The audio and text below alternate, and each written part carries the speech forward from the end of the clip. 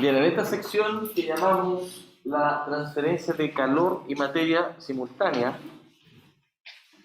porque hay un cambio de fase, hay un líquido, normalmente es agua, que se evapora, ¿sí? O puede ser un solvente también. Entonces, en este proceso de evaporación hay transferencia de calor, hay un lambda, hay calor latente, ¿ya? Y hay una transferencia de materia en una fase gaseosa, ya sea a través de un empaque que se da con enfriamiento, o por ejemplo generación de gotas, o por ejemplo la inyección de burbujas de aire. El ejemplo que ilustra la planta nuclear, que vamos a ver un poco más en detalle. Esas dos torres no tienen nada de radioactividad, simplemente son torres de enfriamiento hiperbólicas por donde escurre agua y por la diferencia de temperatura en el aire ocurre convección y se transfiere agua a la fase gaseosa. Estos procesos, ya sea en secado o en enfriamiento, la cantidad de agua que transporta es muy pequeña, 2-3% de la masa del aire. O sea, si quiero sacar, por ejemplo, 20 gramos de agua, necesito 1 kilo de aire, que es 1 metro cúbico. Entonces, para tener en la cabeza de cuánto estamos hablando, 1 metro cúbico de aire en condiciones estándar, que es 1 kilo, ¿cierto? 1 kilo de aire puede extraer máximo 20 gramos, un 2%, un 3%, como vamos a ver en la carta psicométrica. La carta psicométrica está expresada en granas, que es 0,02, 0,03 es adimensional, ¿cierto? Unidades de masa de agua por unidades de masa de aire. Entonces tenemos que mover mucho flujo de aire. También, eso como concepto global de transferencia de materia, eso estamos hablando, para tener en la cabeza que estamos hablando, tenemos que mover mucho aire.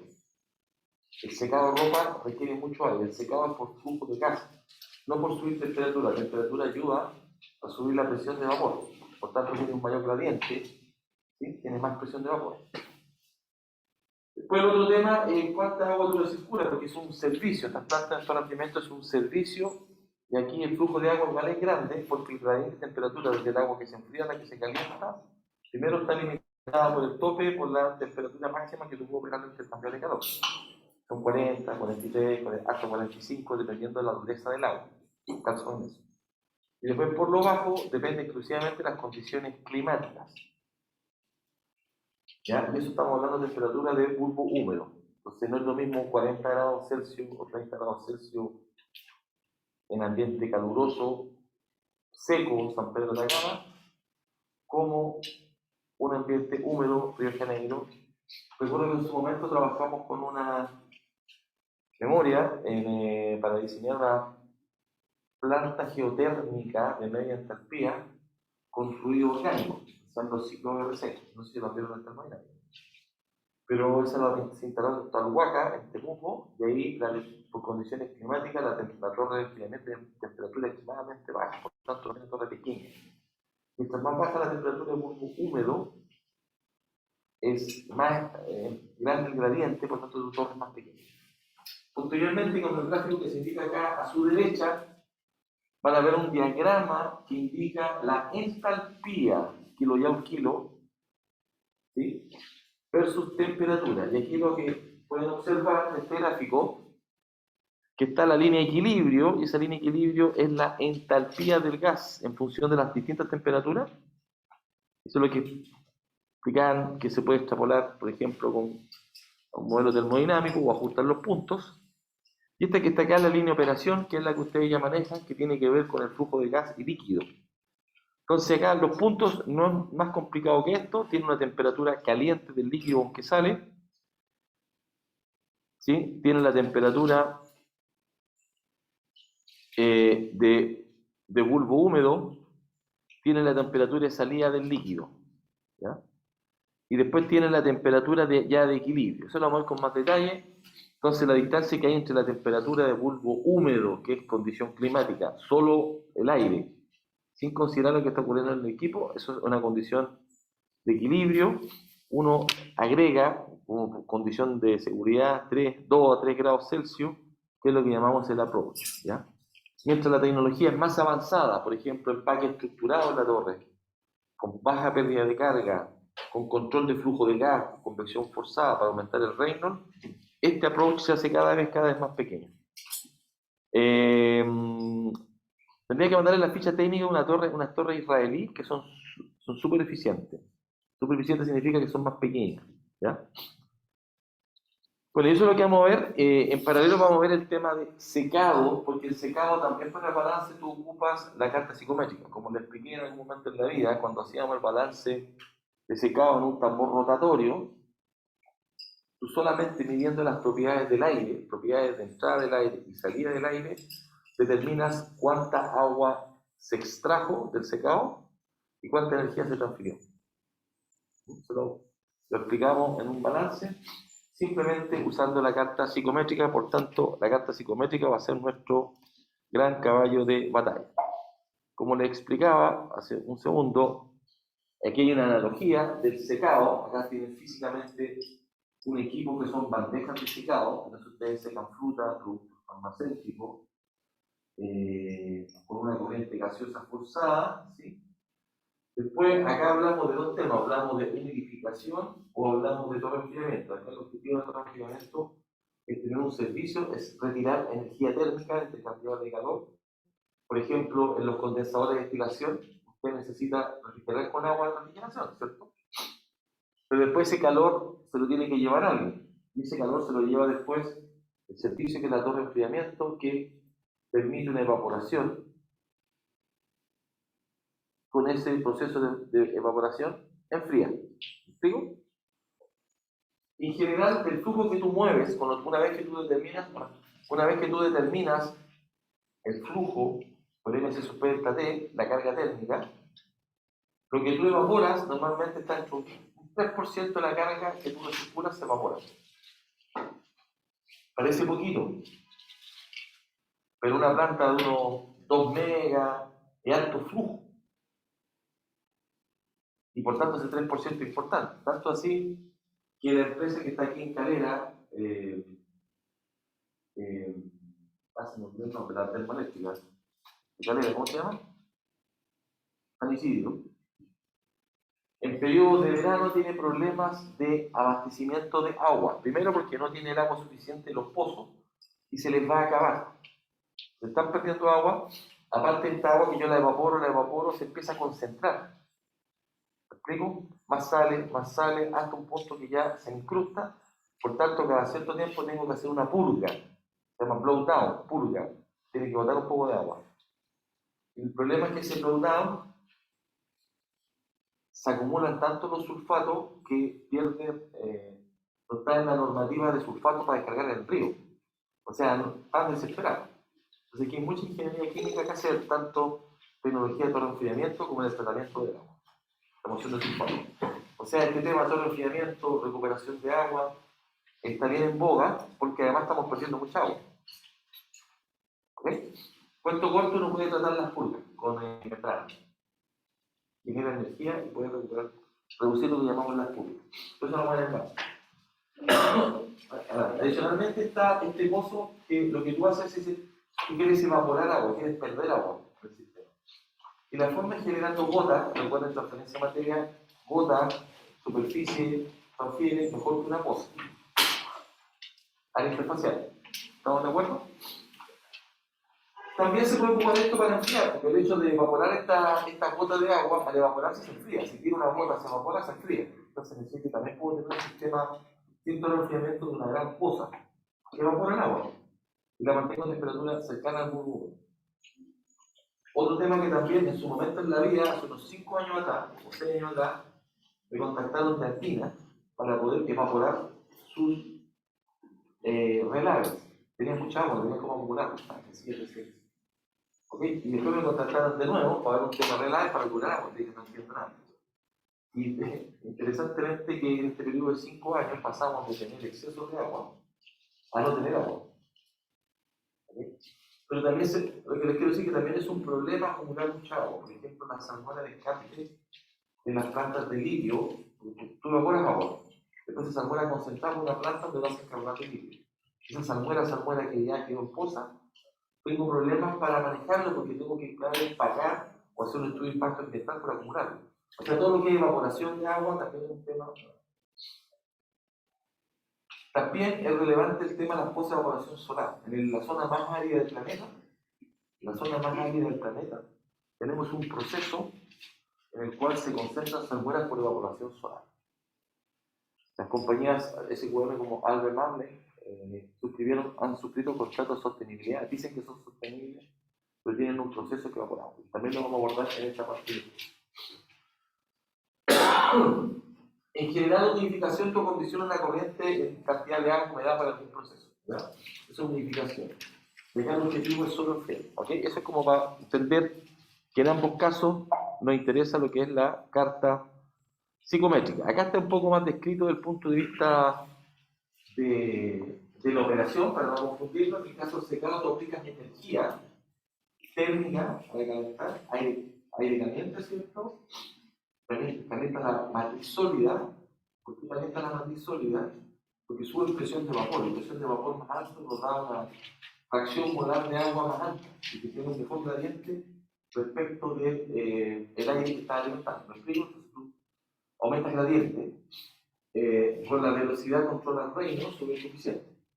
Entonces, en este caso, los conceptos relevantes, que los vamos a preguntar y son importantes para el curso del secado, tienen que ver con la humedad de equilibrio. Es decir, no es lo mismo que yo, por ejemplo, ahora estamos secando unos minerales ultrafinos que estamos trabajando con un proyecto, lo estoy secando en estufa. Entonces, yo partí con una humedad, lo seco en estufa 65, a la condición de la estufa a esa temperatura para alcanzar una condición de humedad sólida. Si yo lo saco y lo dejo en el escritorio, se va a humedecer para alcanzar un equilibrio. Por tanto, la humedad solo es función de las condiciones de la atmósfera que lo contiene. ¿Sí? Esto que parece tal como obvio es un problema súper grande, por ejemplo, cuando tú produces cloruro de potasio. El cloruro de potasio es un fertilizante, lo produce Potascor, bueno, lo producía acá en Chile, empresa canadiense, y se mueve de la salmuera. Tú haces pellet y se vende a granel. Entonces tú lo secas, pero después cuando lo transportas en barco, con condiciones climáticas, se humedece y se llama el masa, forma lo que llamamos un cake. Entonces, aparte del secado, tú tienes que agregar un producto químico para evitar que se pegue. Entonces, se lo pasado en la casa, la misma sal se quedó con eso a nivel industrial en un parque es complicado, forma una tremenda cosa que tienes que estar con taladro neumático, las guaguas, ¿cierto? Para poder comprar un control. Después, la curva de secado hay dos. Una curva de secado que es humedad-tiempo. Hay que diferenciar que humedad en fase seca, humedad libre. No lo voy a poner todavía, lo voy a poner en la parte de secado. Lo importante es que hay dos curvas de secado. La derivada de la curva de secado, que es masa-tiempo, nos da la velocidad de secado. Y hay que entender que el secado está limitado por lo que llamamos resistencia capilar. No es lo mismo secar una manzana entera en una estufa y cortarla en pequeñas capas, no solo por el aire superficial, sino desde el seno del líquido que se transporta por el poro es más resistencia. Entonces la llamamos resistencia capilar. Del lado de la humidificación o la torre de enfriamiento, aquí lo que hace se induce una evaporación con gas. Les quiero insistir que tú lo puedes hacer con aire, nitrógeno o algún otro gas que tenga capacidad de saturarse. Yo puedo, por ejemplo, tratar residuos peligrosos de explosivos, que es NAEX, que tienen solvente y explosivos. Puedo ingresar una atmósfera con nitrógeno, por ejemplo. Puedo secar, porque tú transfieres un líquido a una fase gaseosa. ¿Ya?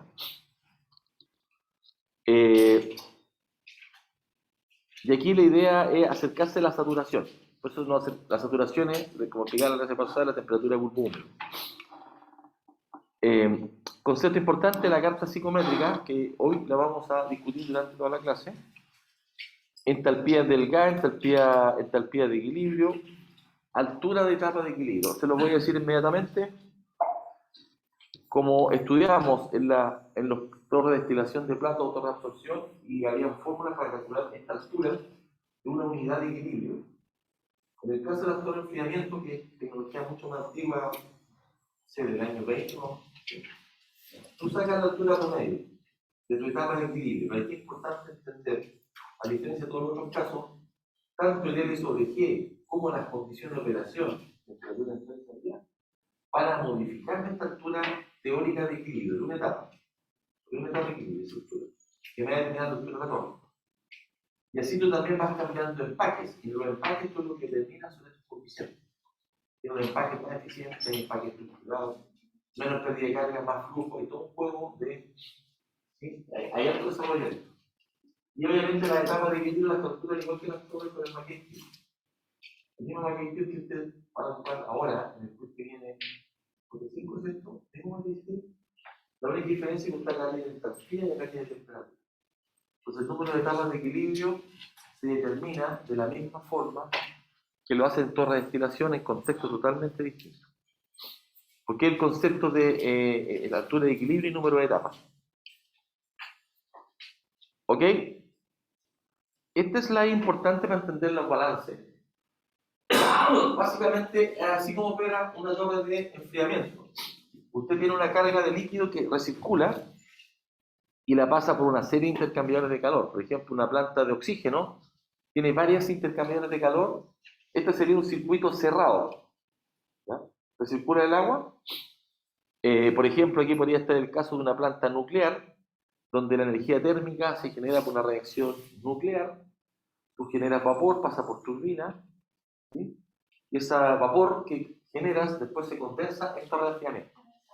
Esa es la carga térmica en tu parámetro dice. Del mismo modo, tú puedes tener también una central de ciclo combinado, que es el ciclo Brighton.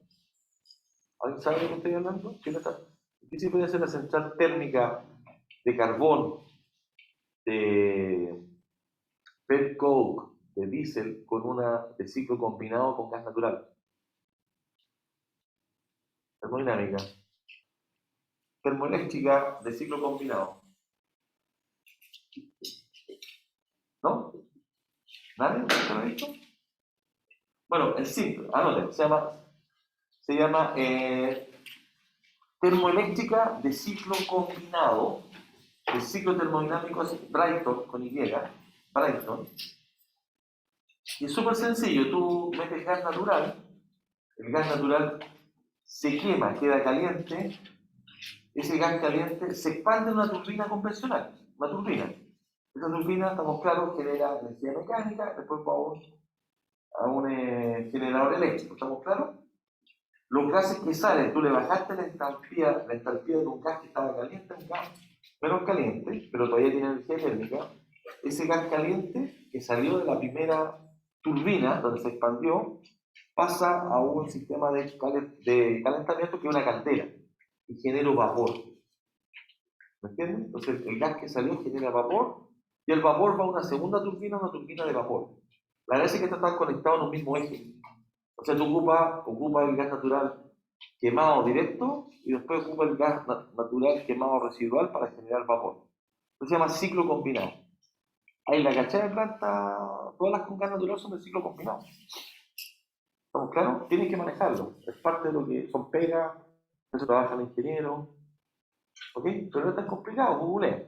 No puedes no saber lo que es una central de ciclo combinado. Sí, ¿ok? Entonces, en este caso, esta agua que circula acá, primero, yo me equivoqué, dice 3%, pero más conservador. De esta agua, lo que se evapora es 1 o 2%. Parece poquito, pero lo vamos a ver. Y aquí, lo quiera o no, como yo tengo que generar gotas para la transferencia de la materia que hablábamos, ¿cierto? Para mejorar la transferencia de, en este caso, agua a la fase gaseosa, genero gotas. Pero genero gotas chicas y gotas grandes. Las chicas se me arrastran y se van. Y ahí las perdí, porque se van como, no se evaporaron, se van como gotas. Y eso es lo que llamamos el arrastre o el drift. Y eso es el 0,02% de lo que estoy recirculando. Normalmente aquí se colocan unas mallas como mallas Rachel, deben ser hidrofóbicas, que se llaman de Mister, y por colisión mecánica tú evitas que se arrastren. Lo mismo que describimos cuando hablamos de las torres de absorción. Tú tienes un de Mister, ¿sí o sí? Después, no sé si se dan cuenta acá, yo estoy circulando agua, estoy evaporando la fracción, en algún momento esto se me empieza a concentrar, porque estoy sacando agua. Entonces, cuando la concentración es muy alta, tengo que hacer una purga que lo que hace es estar relacionada con cuánto make-up es el agua de reposición que agrego. El make-up tiene que responder por lo que se evaporó, lo que se fue en drift y lo que estoy purgando. Entonces mantengo un inventario de agua, ¿me explico? Esta purga, dependiendo de la concentración, normalmente tú trabajas a una concentración de la inicial 5 veces, como un criterio. La concentración que tienes que purgar. Cuando alcanzas 5 veces la concentración, al final vamos a ver las ecuaciones por calcularlo, pero quiero que entiendan el concepto por ahora. Sí. ¿Quién sabe si se está enfriando? ¿El aire o el agua? El aire. No, el aire sale caliente, sale con mayor cantidad. Aquí entraste, primero tú sacas energía térmica, entró un agua fría a temperatura húmedo más 3 grados Celsius. Salió caliente a la temperatura máxima que tú permites el disponible de calor, 40 grados. Aquí, producto de que yo la rocío, se evapora el agua, se me enfría el agua, baja la temperatura del agua. Y vuelvo a tomar. Por tanto, el aire que estoy alimentando sube su entropía y sube su humedad. Esa es la diferencia en balance. ¿Okay?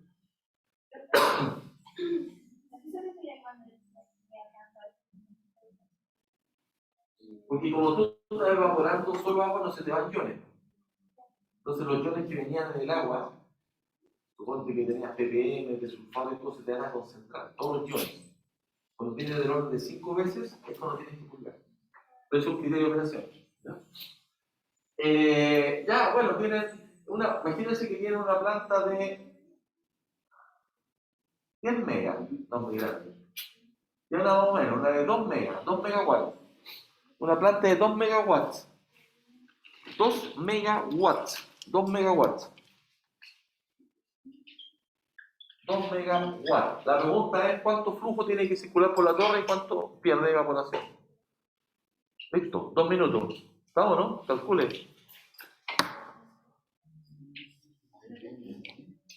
Tiene una torre de 2 megawatts, tiene que retirar 2 megawatts de energía térmica, retirarlo. Entonces la pregunta es cuánta agua debería recircular y cuánto pierdes.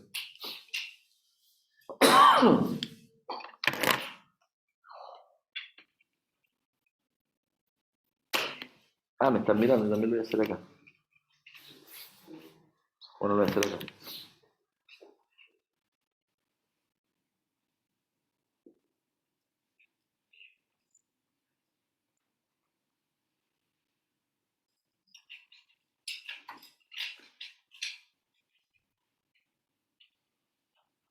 No miren.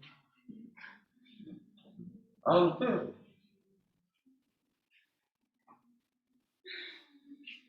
La temperatura de bulbo húmedo, vamos a decir que es 10 grados.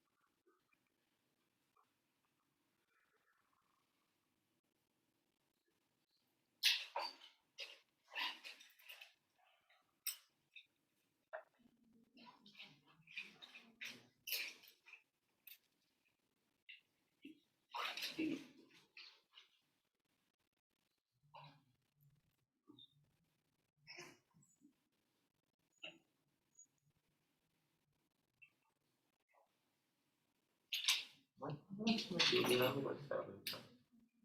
2 megas, 2000 kilowatts.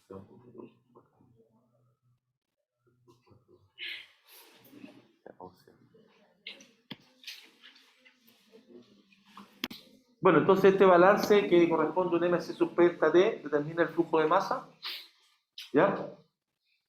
Y este concepto de la energía que yo retiro puede ser una planta petroquímica, los condensadores de destilación, una torre en enfriamiento intermedio en los compresores, una planta de oxígeno, por ejemplo. Ahí tú necesitas retirar calor. Creo que les borré la transparencia, pero ahí les mostraba el caso de la planta Air Liquide. ¿Sí? Ahí no se asume que se evapora un poco de agua. Es que un 2%. En el balance, claro, tú no consideras esas pérdidas. Pero ¿y qué pasa si el drip está sobre un 3%? Quiere decir que estoy perdiendo plata, la torre, estoy perdiendo agua. Es un criterio de... Lo primero que tú haces cuando haces tu balance de agua y todo, y tú calculas el drip, si tiene más de 0,02% hay un empaque roto, hay una drip que se está canalizando. Es una herramienta de diagnóstico. Porque esa agua que se perdió, la perdí como energía térmica, no se evaporó. O sea, ese sería como un criterio operacional. Si estoy sobre eso, tengo un problema con el drift. ¿Estamos? Bueno, de nuevo, aquí un poco más educativo. Esta es la planta nuclear, no me voy a detener mucho de esto, ustedes pueden ver el detalle acá, pero hay varios fondos de reactores, pero básicamente tú tienes unas varillas que las vas exponiendo y tú vas generando reacción nuclear, genera temperatura. Aquí intercambiable que puede ser con plomo, también con agua, están muy intercambiables. Y después, una vez que tú pasas por tu turbina, cuando generas el vapor, ¿cierto? El condensado que es enfriado por esta agua de enfriamiento, ocupa estas torres de enfriamiento que son las hiperbólicas, que son de estilo natural. Entonces, estamos hablando, por ejemplo, de una planta de 10 megas, que consume mucha agua y evapora bastante agua. Si esto tú lo veo en la razón anual, esto que está acá, por un 2 sobre 100, por 8.200 horas, que son horas al año, esto por 82 te da como 500 metros cúbicos. Que estás perdiendo 500 metros cúbicos. Una planta de 2 megas, para tener un orden de magnitud. 500 metros cúbicos harta agua. ¿Sí? Bueno, solamente como ejemplo, me cambio un poco de tema. Vamos a ver para el equipo. Acá usted tiene un equipo que es un tornillo sin fin que está desfaccionado con vapor. Es un tornillo, una sin fin. Aquí, por ejemplo, secas tu producto alimenticio. La ecuación que ocupamos, lo que le interesa es determinar que hace el tiempo de secado, la torre de enfriamiento, la altura de la torre de enfriamiento y la fundición. ¿Ya? Y eso hay una ecuación donde está modelado la curva de velocidad de secado. La curva de velocidad de secado es así como se ve. En la próxima clase vamos a ver el detalle. Aquí hablamos de una humedad libre, que es una humedad sobre el equilibrio. Eso es lo que tienen que entender, qué es lo que es cada zona. ¿Ya? Yo no lo voy a explicar todavía. Básicamente hay una velocidad constante que se evapora el agua que está en la superficie. Y en la medida que usted va secando, el agua tiene que transportarse desde el interior del sólido y por tanto su velocidad se reduce porque hay una resistencia al flujo. Ya que usted tiene que graficar la velocidad con que se evapora, el flux de agua. ¿Ya? Los litros o los kilos metros cuadrados hora o la unidad que corresponde. Entonces, no solamente en analogía, ¿a qué le interesa el tiempo que necesitamos para secar? O tiempo de residencia. Y hacemos el mismo proceso de saturar el aire o acercar la saturación del aire. ¿Ya? En la torre de enfriamiento lo que nos interesa es más transferencia de materia, nos interesa la altura de la torre para alcanzar que el aire que sale está cercano al equilibrio. ¿Cuánto cercano? El approach que dice. ¿Bien? Vamos a ver los conceptos de la carta psicométrica, por eso le hablaba yo de este pajarito que se dio por primera vez como en la tele en los Simpsons. Entonces aquí es interesante que esto genera un ciclo que está explicado en los videos que le acabo de enviar. ¿Por qué? Porque detrás está el concepto de carta psicométrica. De hecho, cuando recién llegué yo traje este pajarito, lo montaron los profesores y no cacharon, no me pudieron explicar cómo funcionaba. Era como un juego. De hecho, fue la primera tarea que tiraron, la primera generación 2015. ¿No? Y el único que me contestó fue Lucho Bolsón. Dijo, no, eso es todo. El único, más clever. Él entendía bien. El tema de los procesos, que se lo introduje ya, el tema de la post-evaporación, por qué necesitamos evaporar, tecnologías que hemos desarrollado acá en la universidad para mejorar esta evaporación y recuperar el agua, caso de las pozas de evaporación. Acá está, pues, las pérdidas de agua en las pozas de litio. ¿Por qué? Porque producimos litio, hay harto debate, en realidad no es importante. Si quieren le regalamos el litio al mundo, no, es muy poquito lo que producimos, no es relevante. ¿Ya? Pero sí perdemos mucha agua. ¿Ya? O sea, en la economía del país, el impacto que tiene vender o no litio no es relevante. Más importante el yodo. Interpretar las curvas de secado, esto lo vamos a ver en la clase que viene, y los efectos de la curva de secado con cambio de operación. ¿Ah? Esto es como más genérico. Un par de temitas. Este es el pajarito, no sé si ustedes lo han visto operando, lo han visto en YouTube, ¿o no? El pajarito como operado. Si tú lo dejas, cada cierto tiempo se baja la cabecita, toca una cosa líquida y se vuelve a recuperar. Este es un ciclo que tiene que ver con mecánica y con lo que estamos viendo psicometría. Entonces, transferencia de calor por evaporación. Desde lo más simple, cuando usted sale de la ducha, todo el cuerpo mojado, le da inmediatamente frío. ¿Por qué? Porque se evapora. O lo mismo, por ejemplo, cuando sale de la playa y aunque tenga mucho sol, si hay viento en la tarde da mucho más frío. Porque aumenta la convección, por tanto se evapora más el agua y te da frío. A diferencia de hacer lo mismo en Brasil. En un ambiente muy saturado, o no sé, pues si uno ya se va a Arica, Iquique, un ambiente con humedad un poco más, tiene el confort térmico de que está en tibio, ¿cierto? O el otro caso extremo son los saunas, que tienen vapor a alta temperatura, pero uno transpira muchísimo. Porque la transpiración del ser humano es para enfriarse. Entonces, si tú no tienes gradiente, no evapora. ¿Ya? Y este calor de vaporización en el caso del agua es súper alto, son 2.200 kilojoules por kilo. Por tanto, un buen elemento para evaporar o ocuparlo en ciclos como las turbinas de vapor. La turbina de vapor, como tu calor latente es grande, obviamente en función de la presión, si por ejemplo la campana se va a quitar por arriba del manto. A diferencia de otros componentes, estoy hablando de la turbina, ¿cierto? Conversión, cambio de fase, vapor saturado, líquido sobrecalentado a líquido saturado. ¿Ah? También se pueden hacer turbinas con ciclo orgánico, con butanol, octanol, eso se llaman los ciclos ORC, turbinas con ORC. Con ciclo orgánico de Rankine o ORC. ORC, Organic Rankine Cycle, claro, claro.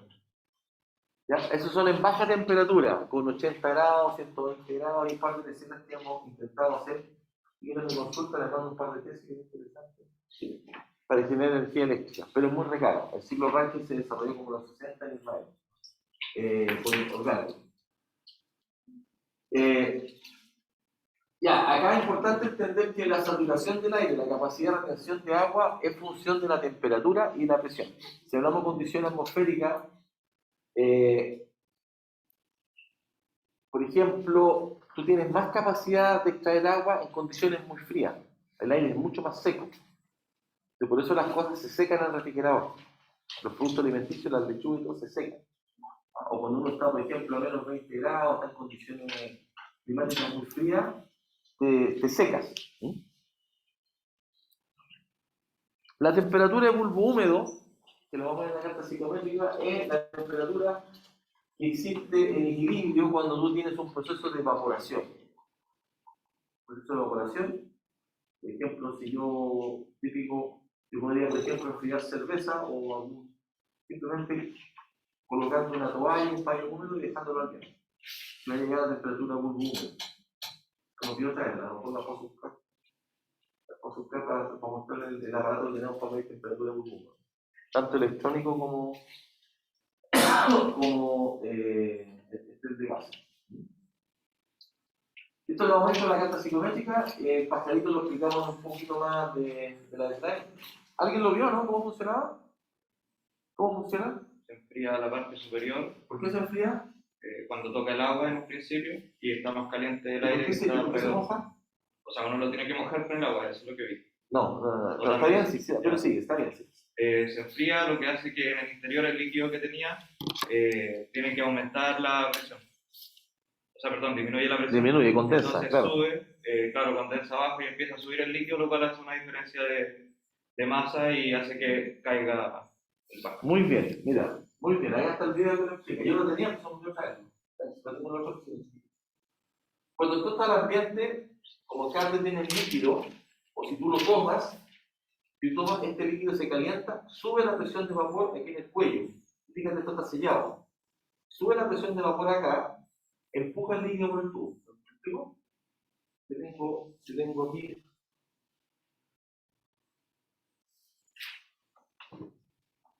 Tengo líquido, ¿sí? Y yo caliento esto, este va a generar presión, va a subir la presión, sube. Como sube la presión, yo lo tomo, de hecho así tú lo tomas, inmediatamente lo que ocurre, sube la presión y el líquido empieza a ascender. Asciende el líquido. De hecho, lo ocupado a veces tiene como más potente, no sé qué, apretar para el shock. Como este líquido sube, el pájaro está vertical. El pájaro está vertical. Está haciendo. Como sube, se llena de líquido acá, o empieza a subir, se llena de líquido,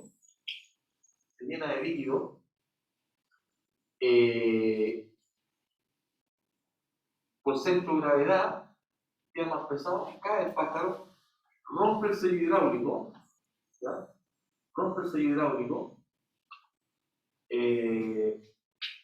se llena de nuevo con líquido, vuelve al equilibrio. Ahora la pregunta, ¿por qué el líquido aparece acá si subió el vapor? ¿Por qué aparece el líquido acá?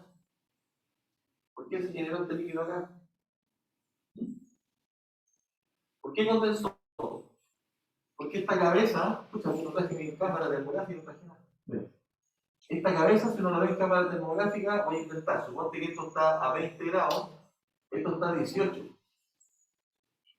Como la cabeza está mojada, tiene una felpa mojada, el pájaro, de aquí no hay ningún intercambio, está todo sellado, ¿cierto? Como la cabeza del pájaro está mojada, esa pequeña diferencia en temperatura, que es mucho en presión de vapor, porque exponencial, aquí condensa el líquido, entonces el vapor que subió condensa, porque tiene la cabeza mojada.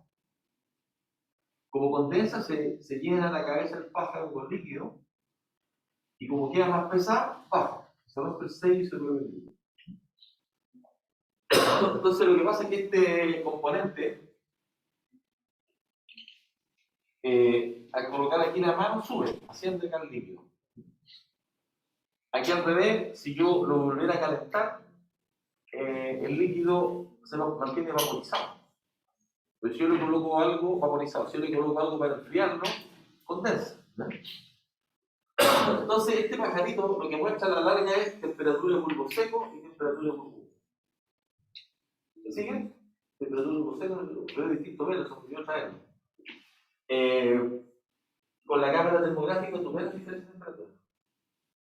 Yo creo que el Luna no voy a echar, pero sí el voy a echar el medidor de bulbo húmedo. Y tengo la versión chiquitita, yo una más grande, es el mismo, pero no lo voy a ver. Entonces es interesante que para el principio, y aquí ¿por qué cuando toca se moja? Porque una felpa es capilar, es succión capilar. ¿Ya? Entonces, por ejemplo, yo le explicaba qué pasaría si tú tuvieras un ambiente con 100% de humedad. ¿Se mueve o no el pájaro? Son las mismas temperaturas, entonces las dos temperaturas. Exactamente. Y un ambiente extremadamente seco, ¿qué efecto visualizaría en el pájaro? ¿Qué? Aumenta la frecuencia, porque condensa más. ¿No sirve para generar energía? O sea, sí, pero siempre son pocas cantidades, cuando tú le evaluas no... ¿Son varios? Es que la fricción es lo que te mueve. La fricción es lo que te mueve, pero sí, habría que calcularlo, pero sí. Pero perdí agua, ¿sí? Pero muy poco que perdí. ¿Sí? Incrusta. Pero sí, puede ser, pero está dando un mega pájaro. Un pájaro que tiene suficiente momento y le va a hacer. No, el aire, por todos lados. Por todos lados. No. Usted tiene aquí el aire circundante. Entonces, si el aire es 100% de humedad, no se evapora, el pájaro no se mueve. Si usted lo baja un 40% de humedad, la tasa de evaporación aumenta, pero más importante, la temperatura del bulbo húmedo es mucho más baja. Condensa más. Como condensa más, hace más rápido, se acumula más. Pero hay que verlo, si una vez le regalé uno, estábamos en una fiesta, le regalé el pajarito y no sé qué, echar la talla o el pajarito que se mueve. Había una fiesta grande, pero después de un tiempo el pájaro se dejó de mover, pues. ¿Qué le pasó al pájaro? No sé qué. Porque había mucha gente en el ambiente, estaba saturado con vapor. Entonces yo abrí la puerta, vamos a hacer que el pájaro se mueva. Abrimos las ventanas y las puertas, cambiamos el aire y se empezó a mover. Mágicamente. ¿Ok? O sea, ingeniería o ciencia. ¿Estamos, no?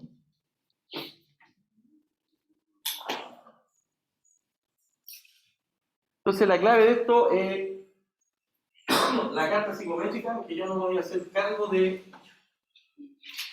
lo vean, se lo pedí al principio de la clase. Ahí están todos los links, lo pueden hacer con el programa Wolfram. Usted, entrando con humedad o temperatura bulbo seco, obtiene la temperatura bulbo húmedo. Obtiene la entalpía del gas de esa condición. Necesita humedad relativa, necesita temperatura bulbo seco, normalmente que es lo que uno mide. Ahora, si uno mide temperatura, uno puede usar un mismo termómetro para medir temperatura bulbo húmedo y bulbo seco. Y lo voy a mostrar en el aparato que conductor a la oficina, no. Ya estamos casa a casa. Y con esas dos temperaturas uno entra a carta psicométrica.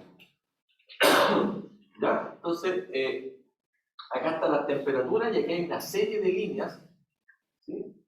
Donde la más importante es esta línea de acá, que dice cuál es la humedad total, que yo le hablaba que usted tiene 0,02, 0,03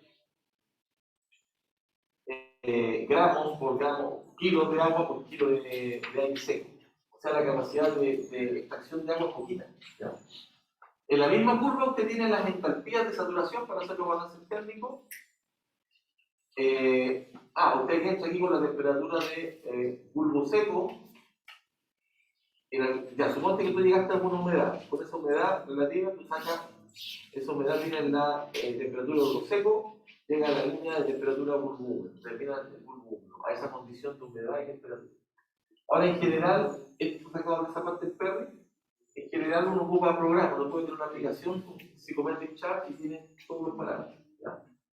Importante, la carta psicométrica depende de la altura, depende de la presión paramétrica. No es lo mismo una carta psicométrica aquí a nivel del mar que en San Pedro de la Cámara. Las cartas psicométricas se deben corregir por presión. Entonces, cuando usted se mete al Wolfram, creo que tengo un ejemplo más adelante, ahí dice temperatura, humedad y altura. ¿Cuánto presiona más? ¿Estamos, no? Porque eso tiene que ver con la presión parcial. Como te cambia la presión total, te cambia la presión parcial. ¿Okay? Entonces se corrige. Bueno, acá está el... claro, yo lo coloco acá, aquí como dato. Moisture air, ¿sabes? La temperatura 1.25. Con esa temperatura de 1 puedo entrar con esa. Y con esta presión panométrica del sistema, como en la cordillera, San Pedro, no muy poco, esto es como en el campamento de Nivel Cóndor en el Aconcagua. Eso, bueno, son, sí, media muestra del tiempo.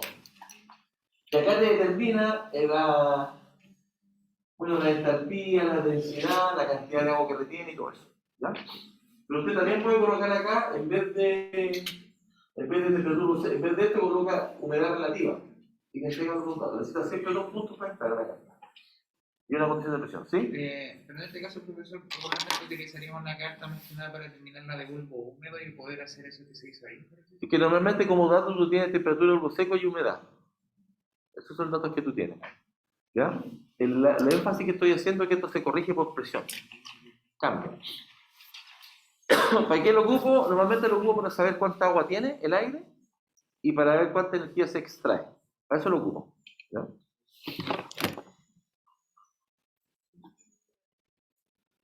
Acá hay otro ejemplo de la carta psicométrica, porque tú vas moviendo el punto acá. Este está en el mismo Wolfram, está esta dirección de acá. Tú tienes la carta, ¿qué pasa si me paro acá? Entonces, por ejemplo, aquí tiene esa temperatura de bulbo seco, esa temperatura de bulbo seco. Acá está la entalpía, ¿cierto? Y acá está el volumen. volumen, ¿cierto?, por kilo de aire seco. ¿Ya? Entonces, aquí la gracia es que tú te mueves con el puntito. Estas que están acá son las medidas de humedad. Entonces, la medida que yo me acerco acá, tengo la humedad 100%. Y ahí la temperatura de bulbo húmedo con bulbo seco coinciden, ¿cierto? En la medida que me alejo, hay más gradiente. Y eso es bueno. O sea, si yo quiero secar o quiero tener menor, o quiero secar y quiero tener menor flujo de gas para una torre de enfriamiento, me conviene aire más seco. Secar aire me conviene siempre, secar el aire, sacarle el agua al aire. El secado se está tendiendo a sacarle el agua por otros medios, con sílica gel y cosas así. ¿Ok? Acá hay un caso de un demostrativo en una humidificación adiabática y cambiar las propiedades del aire, ¿cierto? Acondicionar el aire. Y tiene que ver esto con los sistemas de acondicionamiento del aire. Que también es pega, o sea, usted tiene aire acondicionado, tiene que tener temperatura y humedad. No basta solo la temperatura, el aire acondicionado tiene temperatura y humedad. ¿Ok? Ahora, en este balance, cuando yo digo que adiabático, si yo estoy enfriando, tengo una torre de enfriamiento, y hago un balance térmico, y digo que es adiabático, eso es conservador, claro, nosotros hablamos de transferencia de calor, y siempre nos considera un 10% de pérdida. En el caso de una torre de enfriamiento, donde yo estoy considerando que mi producto es agua fría, y si la asumo que es adiabática, ¿está bien o está mal? ¿O está acá? ¿Por qué está bien?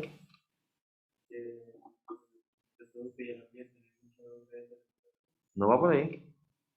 Siempre hay transferencia. Tiene pérdida, siempre. Tiene pérdida, siempre. Espérate, ¿cómo? Dale.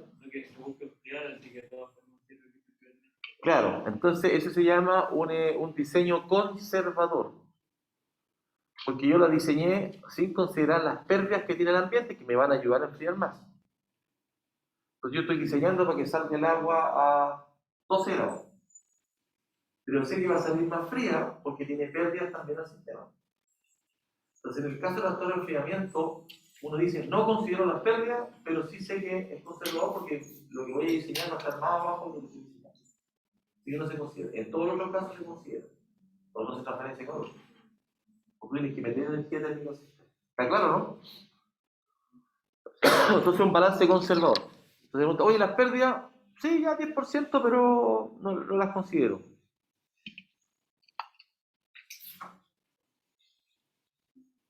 Acá está el ejemplo del pajarito. Aquí está el video descrito, cómo funciona, les pido que lo vean porque lo entiendan, ¿cierto? Y la descripción de este que se llama la Engineering Guide, que explica todas las cosas. Creo que está bien explicado. Es bien interesante verlo, ¿no? Y para darle una vuelta a tener un sistema que genere energía mecánica. Mira, la energía mecánica, ¿sí? Tú que me preguntabas la energía mecánica. Vamos a ver. ¿Qué te pasa? Lo de la energía mecánica, eso. Claro, porque, por ejemplo, también se trabajó mucho tiempo en energía unimotriz en Dinamarca, en el de Aalborg. De hecho, fui con Bolsoni, yo le llegué a pasear a Lucho Bolsoni, él tomamos una cerveza y estábamos en la talla. Ellos trabajan mucho en energía unimotriz de la ola, que es un poco lo que tú explicas, cómo transfiere este momento. ¿Ya? Hay un tremendo laboratorio, la ingeniería civil estudian muchas cosas, pero todavía está del orden de 160, 180 dólares el megawatt hora. En circunstancias que el valor comercial que tenemos ahora es 60, ¿me explico? Y con solar y eólico vamos a llegar a 25 en Chile. ¿Ya? Hay temas de transmisión, pero sí se puede. Como generador propio. Todo parte de una evaluación, pues tú obviamente puedes hacerlo en tu casa y genera un mega pájaro, un momento, claro que sí. Pues. Bueno, voy a explicar otra cosa que también es cultura general. Este es el proceso de producción de litio. Básicamente, usted tiene las salmueras, en Chile tiene las salmueras naturales que se extraen de pozo, las plantas se mueven y arden Marley, y explica la básicamente y uno se la del invierno. y gana mucha plata. Ponce de Lucía. Estas cosas que están en forma natural que tienen 0,2% en litio.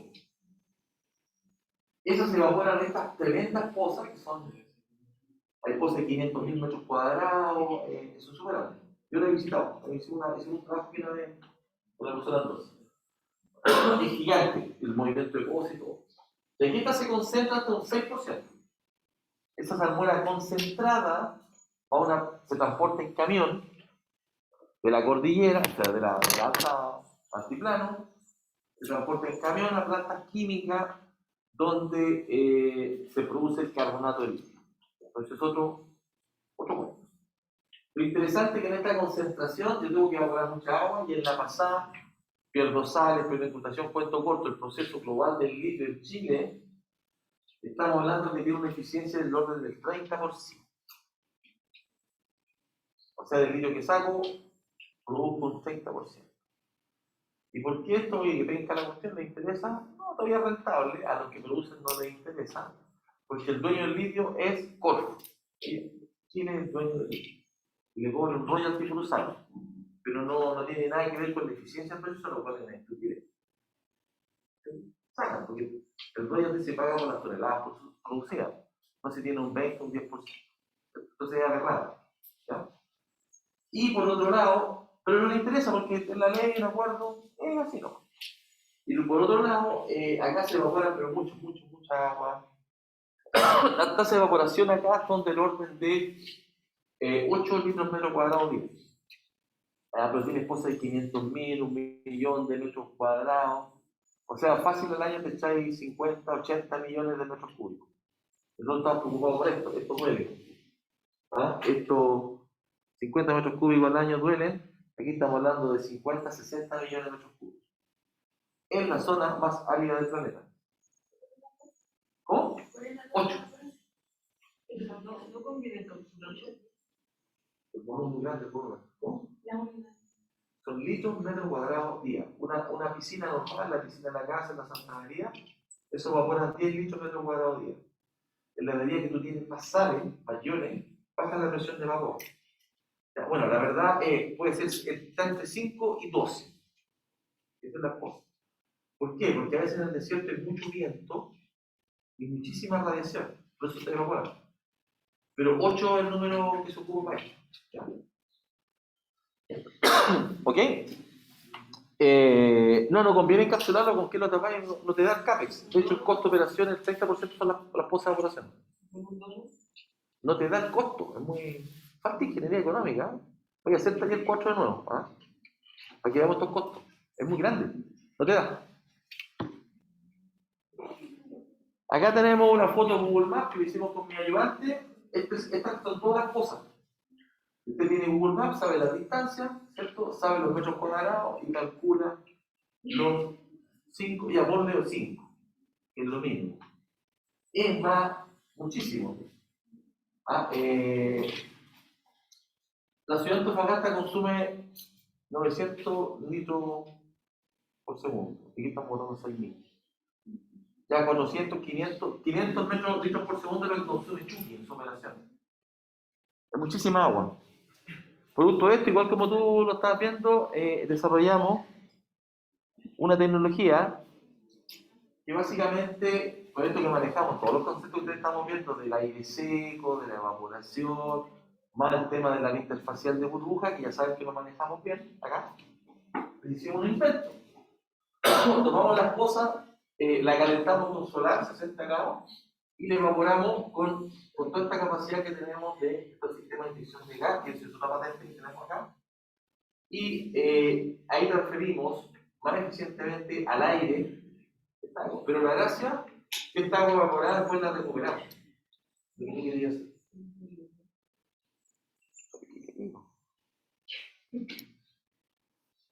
Primero, este es el primer dato, y le pongo esto porque estos son los datos así tal cual de una patente. Esta es la patente que tenemos con la doctora Paula del inyector de gas. Y aquí reducimos muchísimo las burbujas.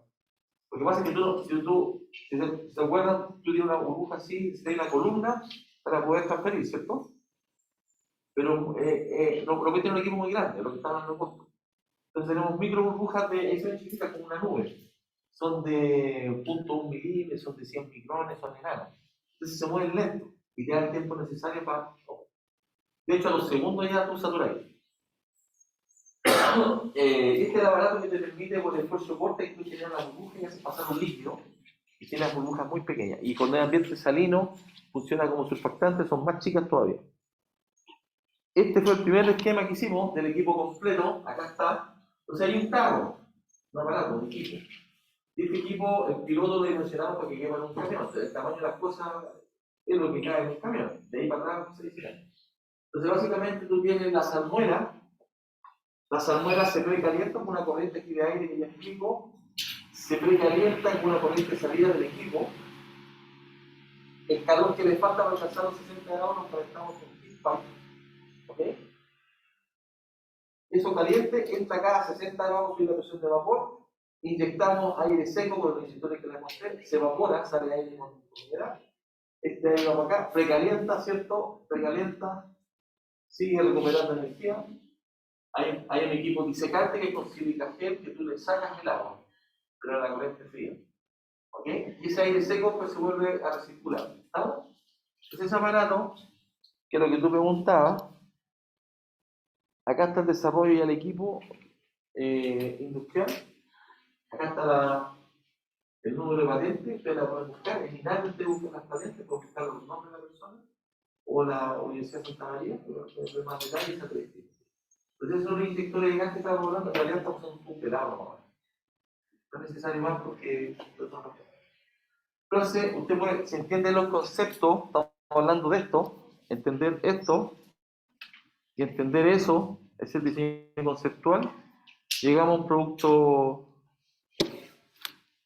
para resolver un tema bien importante. En el tema de secado. Entonces, ¿cuál es la gracia acá?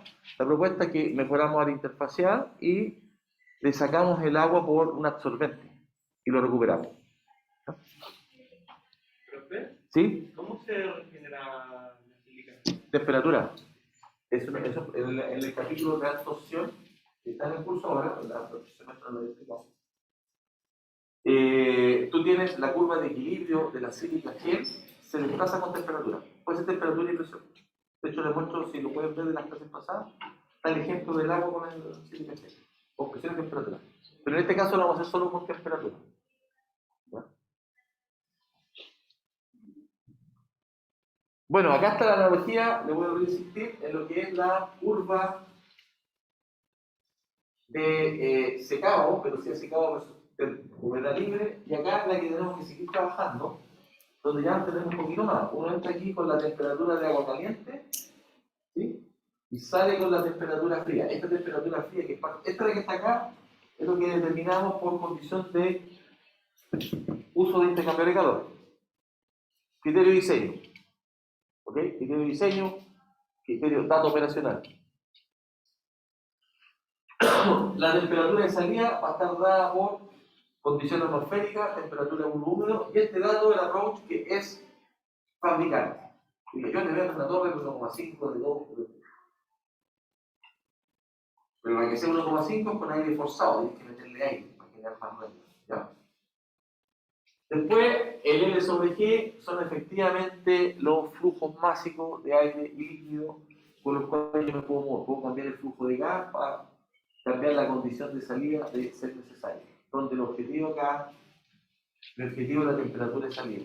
Estoy operando para esa temperatura de salida que va a encadenar todos los intercambios de calor y la temperatura que necesito para el condensador, por ejemplo, una ventilación, o la temperatura que necesito en las etapas de enfriamiento de compresores, ¿cierto? Multietapas. ¿Vamos, no? ¿Siguen?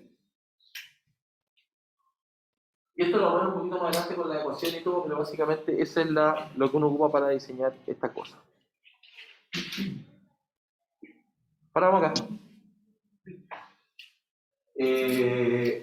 Seguimos ya con lo voy a mostrar, sí. Seguimos en la otra sala con ya un poco más el tarro, cómo son los aparatos. ¿Ya? Simplemente aquí rápido, ustedes la pueden ojear. Torre de flujo cruzado, torre de flujo paralelo, torre cruzado, torre inducida, como operan de Mister y la comparación de torre, balance. ¿Qué tiene esa forma? La vamos a ver en lo que viene. Eso es para facilitar la convección, ¿no? Facilitar la convección y corre el líquido.